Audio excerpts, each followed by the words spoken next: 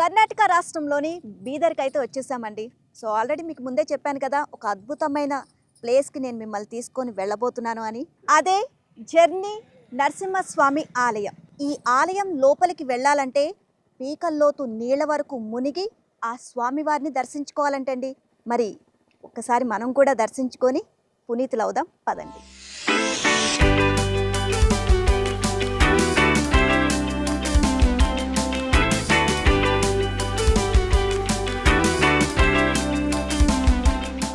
అతి పురాతనమైన జర్నీ నరసింహస్వామి ఆలయానికి వచ్చేసాం. సో ఆలయం లోపల ప్రాంగణంలోకి వెళ్ళాలంటే దాదాపుగా ఒక 20 మెట్లు ఉన్నాయండి.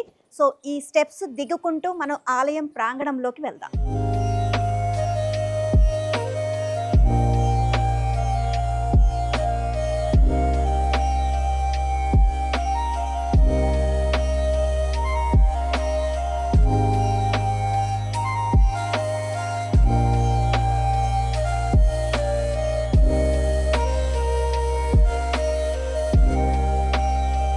ప్రపంచంలో ఎక్కడా లేనటువంటి నీటిలో దాగి ఉన్న జర్నీ నరసింహస్వామి ఆలయంలోకి వచ్చేసాం.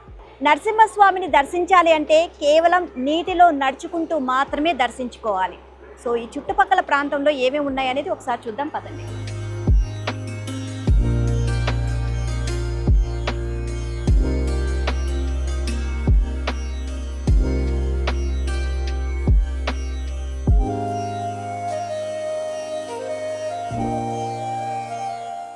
సో బయట నుంచి లోపలికి రాగానే రైట్ సైడ్లో మనకి టికెట్ కౌంటర్ అయితే ఉందండి. సో ఇక్కడ ప్రతి ఒక్కరు కూడా టికెట్ తీసుకొని మనం నరసింహస్వామిని దర్శించుకోవాలి. సో ఒక్కరికి 10 రూపీస్ అనమాట ఇక్కడ టికెట్.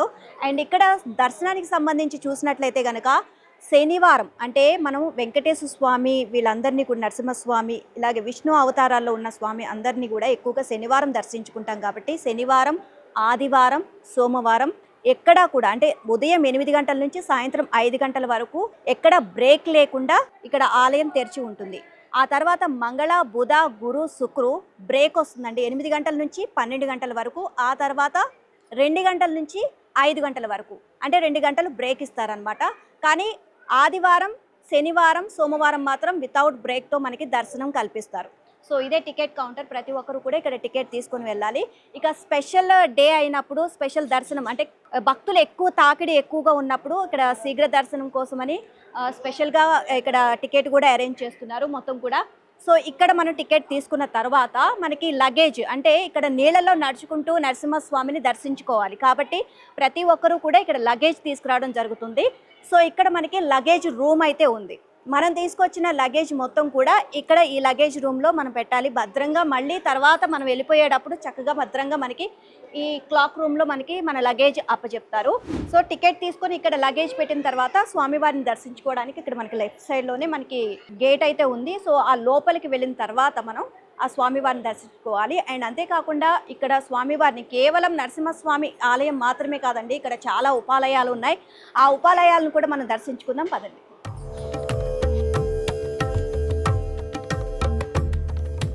సో ఏ ఆలయానికి వెళ్ళినా మనం ఇంట్లో ఏ పూజ చేసినా ముందుగా ప్రప్రథమంగా మనం దర్శించుకోవాల్సింది, నమస్కరించుకోవాల్సింది వినాయకుడికి. సో ఇక్కడ కూడా వినాయకుని ఆలయం ఉంది, దర్శించుకుందాం.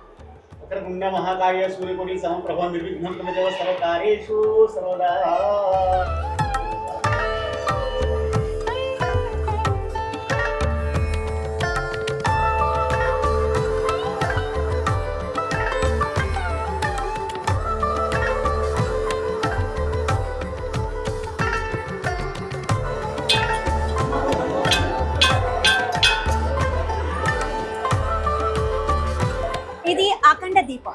దీనికి 1000 సంవత్సరాల చరిత్ర ఉంది. అప్పటి నుంచి ఎప్పుడు కూడా అంటే ఏ రాత్రి కానీ పగలు కానీ ఎప్పుడు కూడా ఈ అఖండ దీపం కొండెక్కలేదు.